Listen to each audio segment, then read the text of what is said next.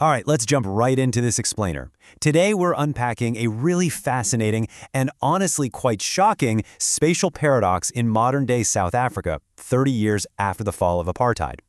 When we think of major global cities today, we generally expect to see a mix of progress, movement, and integration. But the data tells us a completely different story. It reveals how invisible walls still entirely dictate how people live, where they work, and literally how long they survive.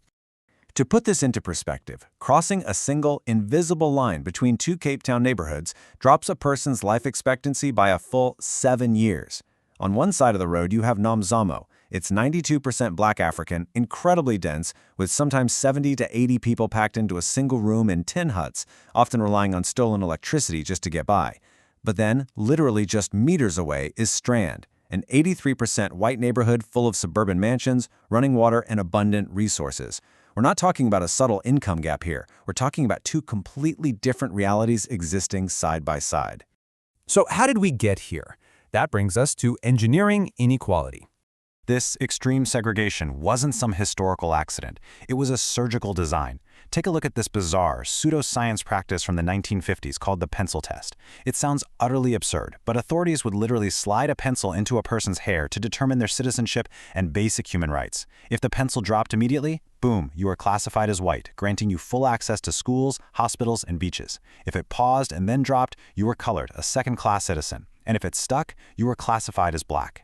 That single pencil test could literally tear families apart. It meant you were suddenly subjected to intense restrictions and forced to carry a passbook everywhere just to walk around your own country. And you can clearly track the timeline of this erasure. It basically started with massive wealth and ended in systematic eviction. The major catalyst hits in 1886. They strike gold. Suddenly, the ruling authorities needed a massive amount of cheap labor for these new mines. So what did they do? In 1913, they passed the Natives Land Act, legally stripping the black population of their farming lands. Fast forward to 1966, and entire, vibrant, multicultural communities, like District 6 in Cape Town, were literally bulldozed to the ground. 55,000 people were entirely erased from their own homes just to make way for white-only settlements. Moving on to the economics of segregation. Because behind all of this cruelty, there was a very specific economic blueprint. The education system was engineered from the ground up to stall critical thinking. The goal was to manufacture a massive, uneducated, cheap labor force for those mines we just talked about. Under the 1953 Bantu Education Act, black children were only taught basic counting, farming, and domestic work, literally just enough to follow orders.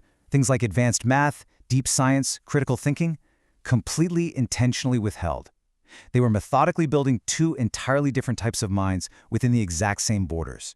So, when you put it all together, you realize something profound. By stripping away the land and capping education, the system forced the black population to become completely dependent on white-owned industries just to survive.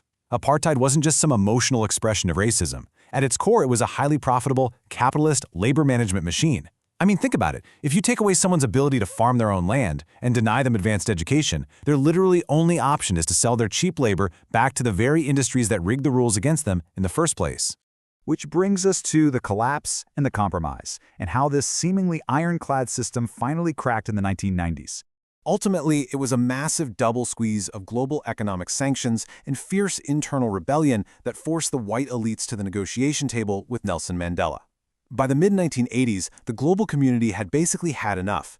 International banks flat out stopped lending, major US and European companies pulled their investments, which caused the local currency, the rand, to completely plummet.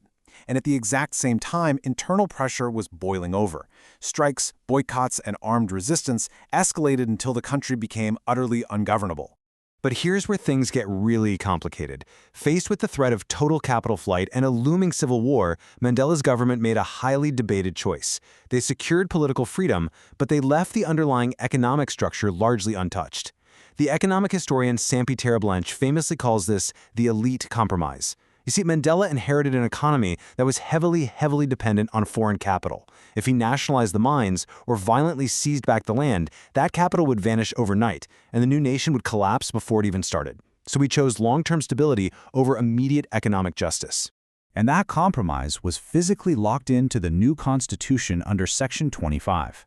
This specific legal lock meant the government could only acquire land if just and equitable compensation was paid to the current owners. So sure, returning stolen land was now theoretically possible, but it was financially impossible. The market prices for land skyrocketed, and the brand new democratic government simply did not have the billions needed to buy back the millions of acres that had been stolen over the past century.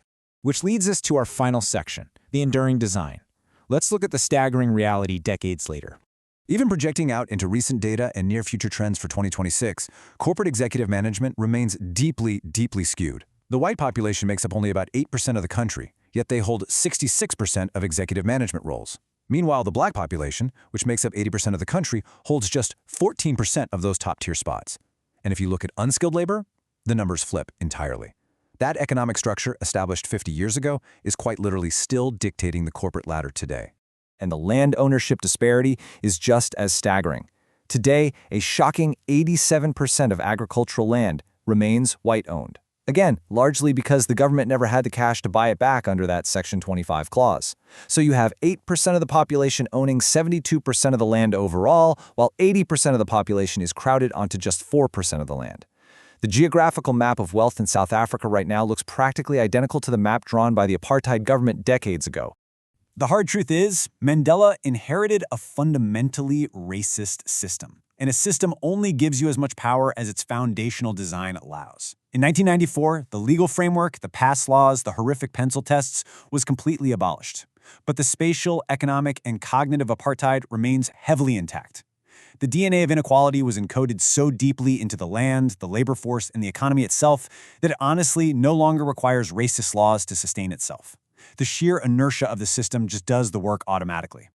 To wrap up this explainer, I want to leave you with a really provocative thought. The laws of apartheid are gone, for sure, but the DNA it coded into the cities is still doing exactly what it was built to do.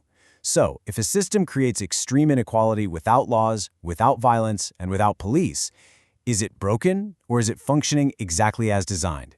Thanks for joining me today. Keep questioning the invisible blueprints in the world around you.